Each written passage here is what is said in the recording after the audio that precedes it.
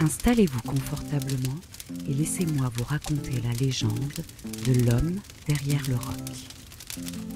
Il était une fois un homme, pas un héros de cinéma ni une légende de roman, un homme discret, souvent silencieux, toujours présent. Cet homme, c'est mon père. Quand j'étais enfant, je croyais qu'il ne pouvait jamais tomber malade. Ses épaules semblaient assez larges pour porter le monde. Ses mains, calleuses mais rassurantes, savaient tout faire. Réparer, construire, protéger. Quand il parlait, on l'écoutait, et même dans les silences, il disait tant. Il avançait dans la vie comme un capitaine sur son navire, toujours debout face à la tempête. Mais derrière cette force tranquille, il y avait un homme qui doutait parfois. Un homme qui se levait tôt et se couchait tard, non pas parce qu'il n'avait pas besoin de sommeil, mais parce que ses pensées, elles, ne dormaient jamais. Comment faire mieux? Comment ne pas échouer? Comment protéger ce qu'il aime sans faillir? Je ne l'ai compris que bien plus tard.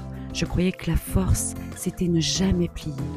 Mais j'ai appris en le regardant que la vraie force, c'est d'aimer sans condition. C'est de revenir chaque soir malgré la fatigue et de sourire même quand le cœur est lourd. Il ne parlait pas beaucoup de ses peines, peut-être pensait-il nous en épargner. Mais parfois, dans ses yeux, entre deux silences, je voyais l'ombre de souvenirs qui pesaient lourd. Des regrets peut-être, ou des rêves laissés de côté pour nous. Il apportait bien plus que des charges visibles. Il apportait des peurs, des colères, des espoirs aussi.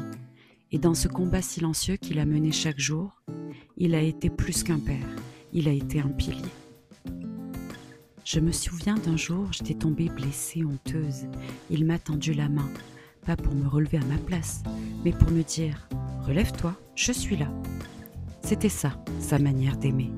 Pas en faisant les choses à notre place, mais en nous montrant que nous pouvions le faire nous aussi.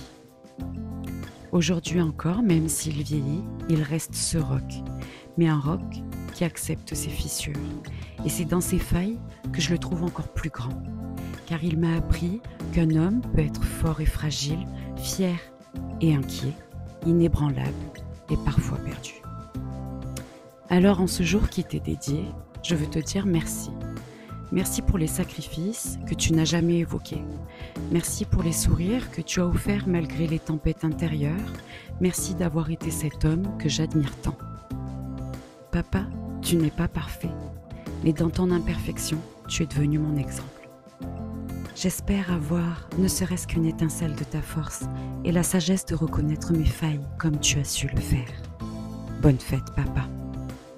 Si toi aussi tu as aimé cette vidéo, n'oublie pas, like, commente, partage et abonne-toi. À bientôt.